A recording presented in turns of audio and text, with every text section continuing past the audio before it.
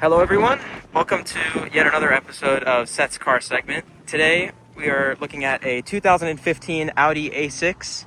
This one comes with the 3-liter supercharged V6, which, I mean, considering most cars now either have turbo 6s or even turbo 4 cylinders, I think that's pretty unique.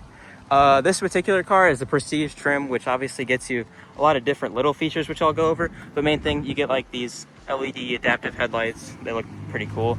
Bigger 20-inch wheels. Fancy stuff like the power folding mirrors, keyless entry. This one's also a bit modded.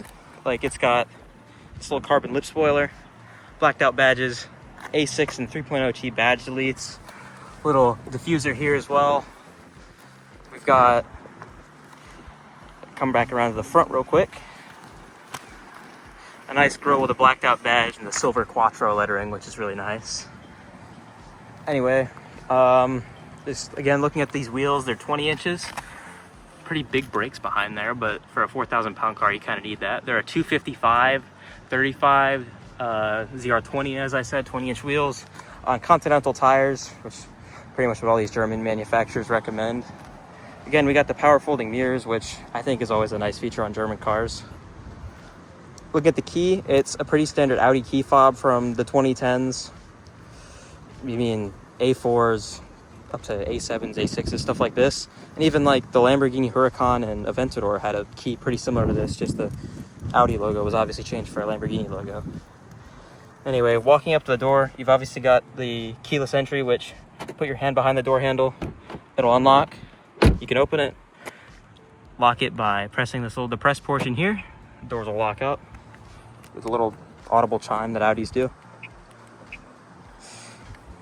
Anyway, opening it up, we've got the classic black leather interior, which goes really well with the white. It's good contrast. On the door panels, we see the wood accents, which is this nice brown wood. I think that's kind of lost on modern cars, and I think it's aging really, really well. You wouldn't guess that this is a 10-year-old car.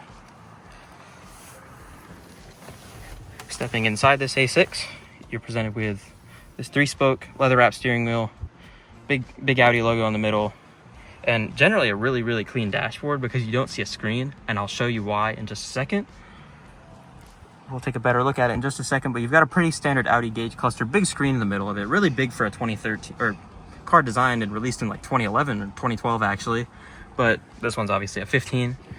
The push to start location is a little different. Most cars it's around here or even like over on this side, and this car it's all the way over here. A little strange, but anyway, you put your foot on the brake, hit the button, it's way off to your right, and start it up. That 3-liter V6 makes a nice smooth noise. The car's gonna beep at you a lot. There's also a radar, but the car's gonna beep a lot. I'm gonna leave this, open the window just to get the beeping to stop. And turn the stereo down. Press that button to stop the beeping when the door's open. Oh. You press that. There you go, the beeping stops. You see, this is what I was talking about, why your dashboard's so clean. The screen folds up and out of the dashboard. Instead of fold that screen, we've got a little button right here, which will fold it up, give you that clean look on the dashboard. Or obviously, if you want to use it, you hit that button. It neatly unfolds. That's pretty neat. This one, as I said, it is a Prestige trim, so it does come with heated, cooled seats. This one has quad zone climate control, which I'll show you in the back seats as well.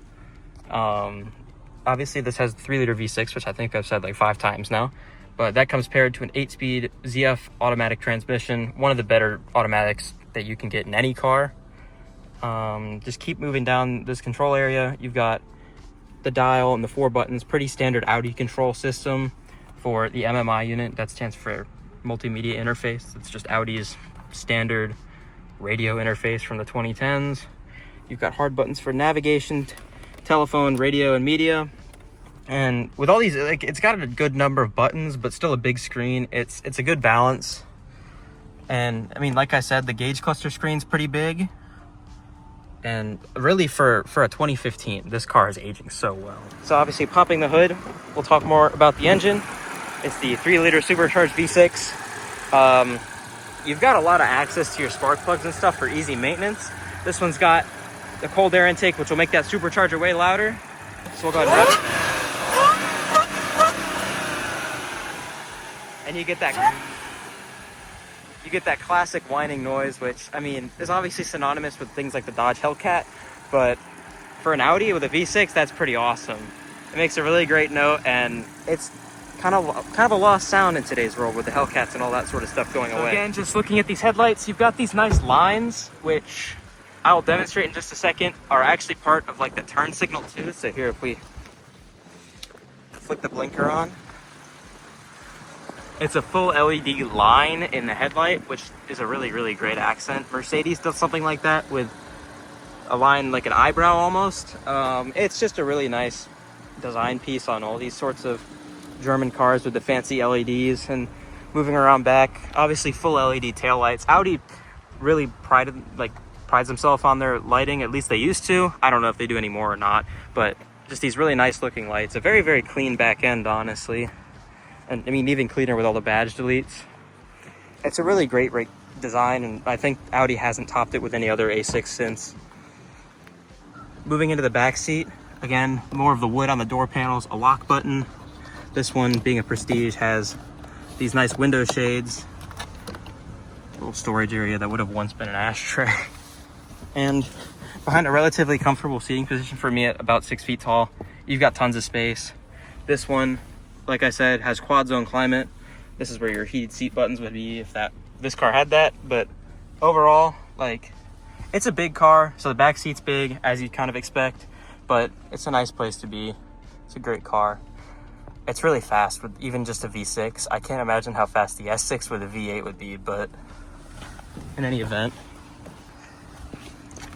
for what it is, these are great value as long as they're well maintained, and it's still so great looking. I know Audi just released a new A6.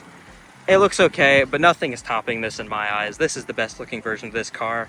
So if you're looking to buy one, you can get nice ones for sub $20,000 in the US, which is crazy with not a ton of miles and good maintenance. So in general, just keep your eyes peeled, find a good one. If you have any questions about these, let me know in the comments. Otherwise, thank you for watching.